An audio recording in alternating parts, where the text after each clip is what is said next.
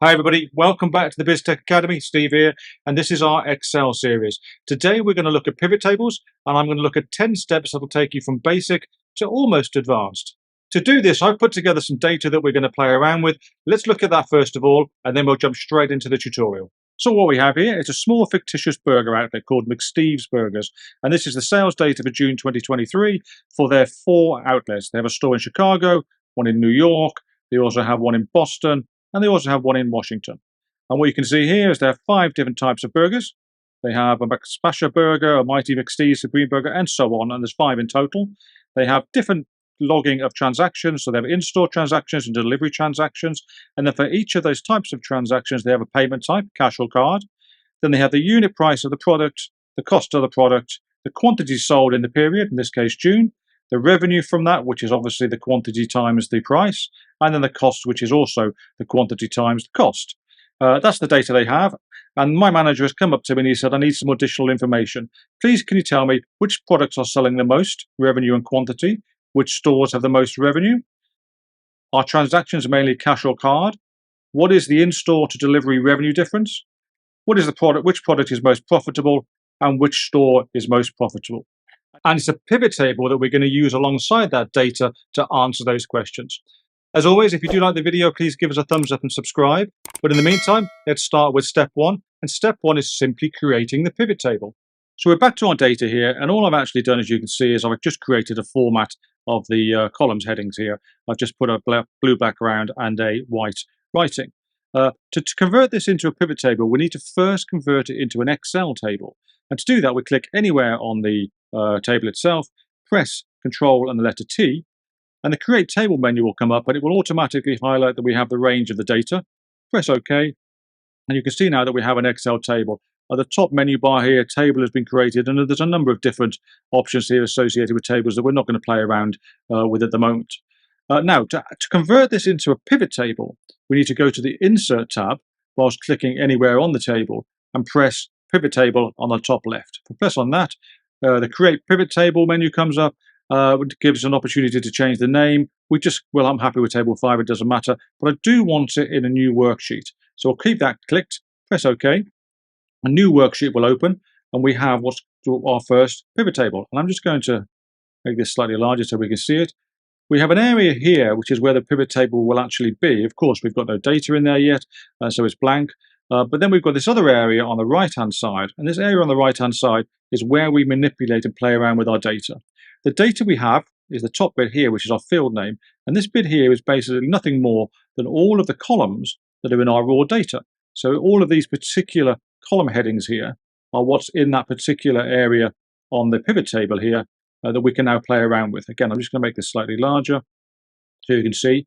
And this data, we can drag it into these particular areas here, these boxes, which are labeled filters, columns, values, and rows. And these will allow us to cut and slice the data we have and provide and undertake different areas of analysis that should be able to allow us to answer the questions that were asked of us by our boss. And that is basically how you open up and create an initial pivot table.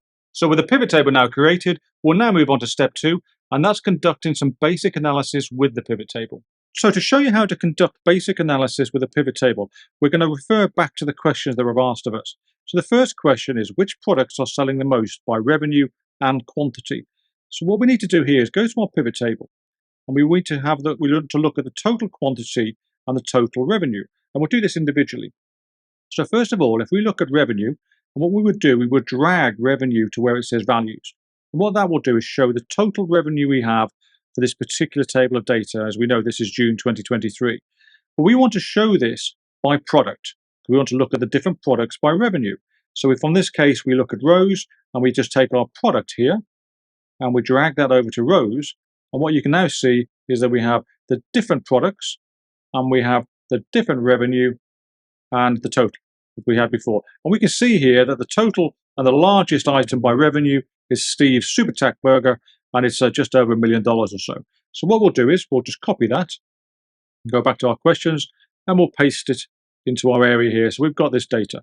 I'm just going to convert this here to $sign so that we know what it is.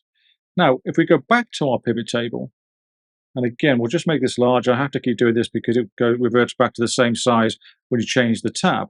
But now what we'll do now is we'll remove the revenue and we'll actually replace it by quantity. And to remove something from a pivot table, you just drag it, take it away.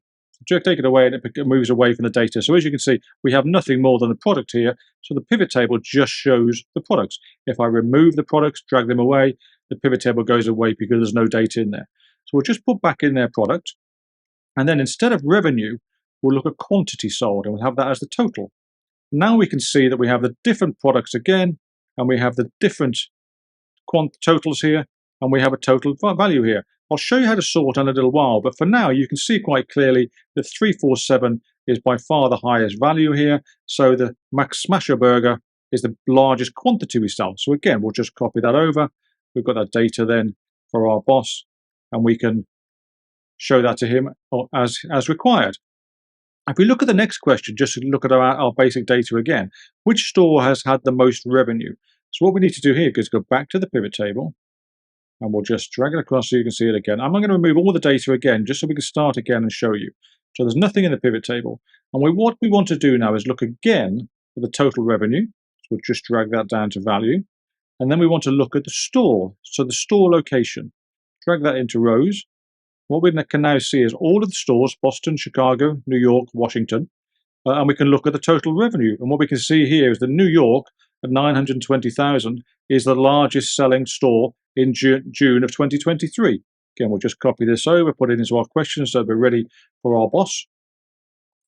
And we'll just format this again, just copy this format down, and we have those two questions answered. And in simple terms, that is how you do basic analysis with a pivot table. Okay, so I've shown you how to do some basic analysis, but now we're going to do some very simple formatting and sorting of that data. So in terms of formats and sorting, this is really, really easy. If you have a table like this, and this is the same table we left before, this is our cities or our stores and the revenue from those particular stores. If you want to convert this particular formatting into something like dollars, then all you would do is click on any of the numbers in the table, right-click, go to number format, and then just choose your number format. I'm going to choose currency. I'm going to have 0 decimal places with a dollar and press OK. And you can see it converts all the numbers that are on here into the dollar format which we wanted, which is great. In terms of sorting, if we want to make sure and confirm that New York is by far the highest revenue earner for June of 2023, we can just click on the numbers again and go into sort and sort largest to smallest, for example, or smallest to largest, depending on which way you want to go. And it automatically just sorts the data or the numbers that we have clicked on in the order that we've chosen. And in this case, we've got New York 920, which, as you can see, is higher than 907, 904, and 893. And it's those two simple commands that allow you to change formatting or sorting data in a pivot table. Okay, step 4 then. Step 4 is where it gets interesting. We'll start using some filters. So to show you how filtering works, I'm just going to clear this data. What we're going to do first of all is we're going to go back to our original analysis that just showed products and revenue. So we're going to put revenue into values, and then we're going to find product, and we're going to drag that down to our rows. What we have now is our burgers, and we have our total revenue. And let's say we wanted to add in here our stores, so we could see each individual burger by each individual store. But if that's the case, what you can do is you can take your store location, you can drag it to your column, for example. And what we have here, and I'll just make this a bit smaller, what you have here is Boston, Chicago, New York, Washington, their individual sales by burgers for the period of June, and their totals, and then obviously the grand total at the end. And that's okay, but it looks a little bit big and a little bit messy. So what you could then do is take your store location that's in your columns and drag it to filters. And if that's the case now what you have is you have all your stores as a drop-down filter, and you can just click on whichever ones you want. If you just wanted Chicago, New York, for example, you could then just click on those, and that will show the burgers revenue for those particular 2 stores if they're managed by the same person, for example, for that particular period of time.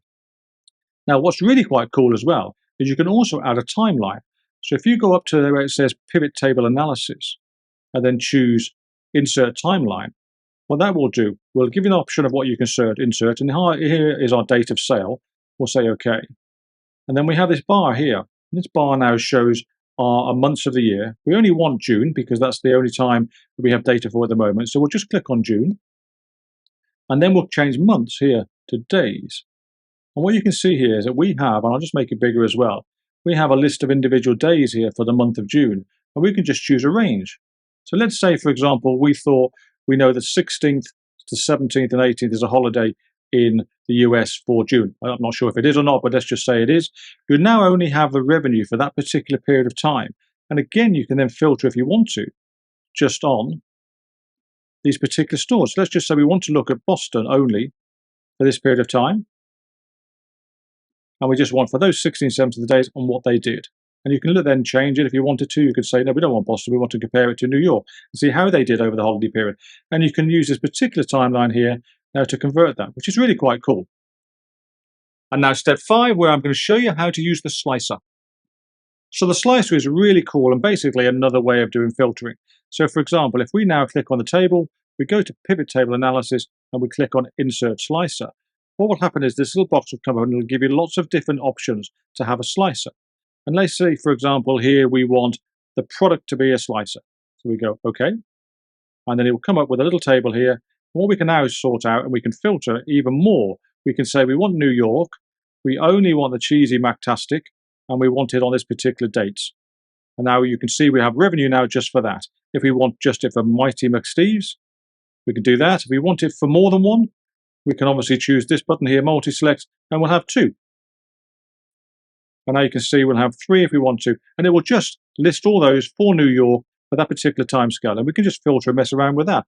If we want to, we can add another one in, another dynamic. So we'll go back to our table here, we'll go back to our pivot analysis and insert slicer, and this time we'll choose, let's say, the transaction type. So we'll click on that, and now we can just drag this across, and we can even have another dimension here. So we can have New York, let's just change New York, we're going to have Boston, get rid of New York, we're going to close that, we're going to have just one burger this time, so we'll get rid of those, and we'll just have the mash burger. We want to know how many were delivered, and we want to know for this particular day period of time. And it just shows you that for the Max Smasher Burger, $26,000 worth of revenue for Boston was delivered through the periods of 16th of June through to the 27th of June. The slicers, you can use this for many, many different dimensions, and it's really, really easy way of just cutting and messing around with data. I guess that's why it's called a slicer. So we're now on step 6, and step 6 is all about using pivot tables to create charts. And these are not your basic charts. These are the charts that are created within the pivot table itself. So to look at pivot charts, I'm going to play around a little bit with some new data here. So we've got our blank pivot table here, and we'll go again for revenue at the bottom, because revenue is always a basis. And we'll look at the products, again into rows, and we'll look at the store locations as the columns. So what we have now is you have the store locations and the totals by revenue. And what I want to do there is I want to make these percentages. So if we just right click on this, for example, and then we say show values as, let's say, the percentage of the total. Click on that. And now you can see what we've got is each burger by each city as a percentage of the total of that particular sale. So for example, the grand total is 100%. And what this says is that the Cheesy McTastic burger for Boston is 5.5% of the total of that particular month. Now, what you want to do if you want to create a chart, click anywhere on the table, go up to the pivot table and analyze, and where it says pivot chart, just click on that, and we'll create a chart that you can look at. And this particular chart, it shows all of the particular stores, and it shows the particular products and their sales of that particular period. And we know this is June of 2023. I personally think this will probably look better as a stack bar. So you can right click it on if you want, right click on the chart and say change chart type. We want it as a column, but this time we want it as a stack. And that looks a bit better. Now we can see for the particular burgers, the relative size of the particular store sales more easily. And that's how you create a chart from pivot tables. So we're now on step 7, and step 7 is about creating formulas within the pivot table. Now, to show you how to use formulas, I've cleared the pivot table and started afresh again. I'm just going to drag this across. And what you do here to add a formula, in this particular example, we're going to use a profit formula because that's not included in our particular table, is we're going to go to pivot table analysis, go to fields, items and sets, and then go to calculated field. Now, the calculation for the profit will be the revenue less the costs. So all we need to do here is we're going to call this profit. We'll call the particular formula profit. So we have this added to our table, and then we're going to have add an item, and we want to add our revenue. We're going to insert that field into the formula, and we want to take away from that or minus from that the cost. And we're going to say insert field, and then we're going to press OK. And what that will do will give us all of the revenue less the cost and therefore a profit. And you can see in our values, we've got sum of profit here. So what we can now do is add, for example, the product, drag it into our rows, and we would have our profit for our particular products for the sum of that particular month, 1788256. Again, if we just click on this and make the formats a little better, it'll be easier to read. And now you can see we have our profit for our particular product. If we wanted to, again, we could take our store location, make that into our columns, and now we have our profit by store by product with our added formula. And our added formula now, which is profit, is always there for the use in the future. So step 8 now moves on to a little bit more of an advanced level, and we're going to start grouping some data. Now, grouping is really around when you want to group certain categories together, for example, dates. So in this scenario, if we remove the product here, and now we just put in, let's say, the date of sale, what this has, it has the profit, which we've had before, by particular site, by every single day. So it shows the sales by day for the month of June, 30 particular days, and it groups them by the sites or the stores, and then the total. But if we wanted to group this, we could right-click on a date, and then it'll say group. And then you can choose, just drag this over so you can see it. And you have a number of options here. You could choose it by seconds, minutes, days, hours. I'm not sure how we can do all of this particular data because we don't have it. But if you wanted to say, for example, just by month, then you could have, okay, and it will just give you the June then, profit by each particular site. Now, of course, you can ungroup that if you want to. And if you had over the periods of months, let's say now we add July's data and August data and so on as the months go forward, we can then just group this by particular months, and it will show the month data as required. Very useful function if you have lots and lots of data over long periods of time. So with step 8 out of the way, let's now move on to the penultimate step in step 9. And this is about adding new data and how you refresh pivot tables. So adding new data is really not a problem with pivot tables. What I'm going to do is I'm just going to go back to where we were. So we'll remove the date and we'll put the product back in. And I'm going to go back to our raw data here, and we're going to add a new particular product. We'll just put in here, for example, no particular date. We're just going to insert a row in here. Says the same date. And I'm just going to put in another date here. I'm just going to put, say, ABC burger, just so that we can show this is a particular different type of product. And I'm just going to copy the rest of the data down. It doesn't really matter. And I'll just add this as something as a 1, 2, 3, 4, 5, or number 1 as a note reference. Okay, and then what I'm going to do, go back to my pivot table here. And as you can see, the data here just still shows the single particular burgers that we had before, the 5 that we had from the beginning. But if we now go back to our pivot table analyze here and say refresh data, press that, you can see now that ABC burger has been added. There's limited data to here because I didn't put any in there, but it's now added the new item. So anytime you want to add new data to a pivot table, just add it as you normally would into the table itself, and then just press refresh data, and that will then update the data so you've got up-to-date data to work with. So now we're finally at step 10, and step 10 is about how Excel can automatically recommend analysis for you and create pivot tables around that. So what I've shown you so far is how to create a basic pivot table and use most of the functionality associated with pivot tables, but there is an automated way of doing some of this. If we go back to our raw data and we click on our table, we know we have the table open, it's live, it exists, and then go to the right-hand side of the Home tab, you can see a little button that says Analyze Data. If you click on that, then what will happen is that Excel will look at the data you have and it will suggest some particular types of analysis that you can do. So for example, here it says you can show the revenue by transaction and store location. You could also do a pivot chart for the unit price and the date of sale. You could also look at various other different types of data here. And if you like that, you can click on it. So for example, this one that is revenue by transaction, store location, click on it, and it opens up then a pivot table that shows you that analysis. If the chart one here, for example, if I click on that, it will raise the chart for me, and so on. But more than that, it will also answer questions that it maybe hasn't selected for you. So if we go back to some of our questions, one thing we were looking at, for example, was which product is most profitable. So if we now have created a profit, as we know, if we go back to this particular table here and just ask that question, so which product is most profitable, then it'll say here Steve's Super Tack Burger, and it gives us the profit. So the intelligence, or the artificial intelligence really, that comes out of this allows it to interpret what you're asking and then produce that answer for you without having to go through the whole of the analysis yourself. Very, very useful and very, very efficient if you want to produce data very, very quickly from a large amount of data. Okay, there you are, 10 steps all complete. I hope you enjoyed that. A short tutorial, but it takes you pretty much from beginner to at least the start of advanced on pivot tables, something that people don't use a great deal of, and they should do because it's a wonderful tool. I hope you liked the video, and if you did, please subscribe, give us a thumbs up. But in the meantime, again, thanks for watching, and I'll see you in the next one. Bye-bye.